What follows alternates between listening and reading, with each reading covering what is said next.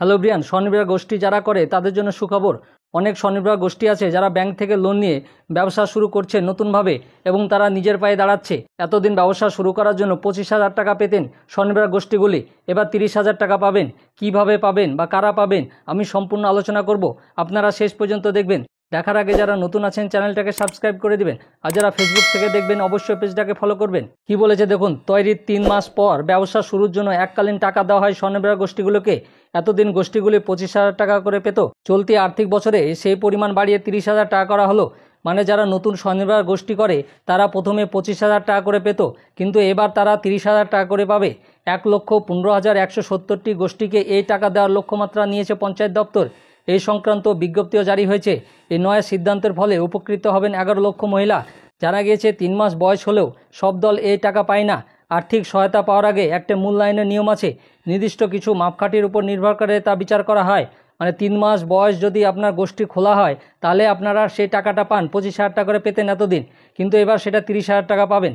কিন্তু অনেক অনেক স্বনির্ভর গোষ্ঠী আছে যারা 3 মাস খোলার পরও এই টাকাটা পায় না, এবার সবাই পাবে।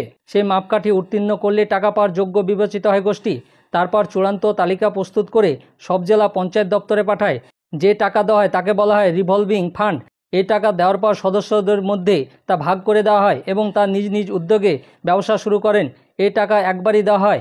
এরপর নিজেদের ব্যবসা বিস্তার করতে ব্যাংক থেকে স্বল্প সুদে ঋণ নেওয়ার সংস্থান রয়েছে স্বনির্ভর গোষ্ঠীদের। কেন্দ্র ও রাজ্যের 60 এবং 40 অনুপাতে যৌথ উদ্যোগে দেওয়া টাকা পায় এই দলগুলি। দপ্তর থেকে জেলাভিত্তিক টার্গেট ইতিমধ্যে পাঠিয়ে দেওয়া হয়েছে, তবে প্রতি 3 মাস অন্তর কতগুলি দলকে সেই টাকা দেওয়া হলো তার রিপোর্ট নেবে দপ্তর। সেই মতো ভাগ করে দেওয়া হয়েছে লক্ষ্যমাত্রা।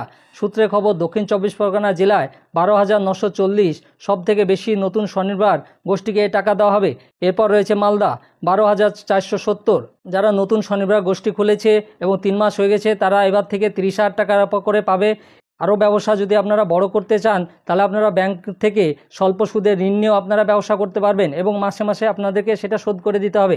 এদিকে 2024-25 অর্থ বছরে জেলায় জেলায় নতুন মহিলা স্বনির্ভর গোষ্ঠী গঠনের লক্ষ্যমাত্রা দিয়েছে দপ্তর।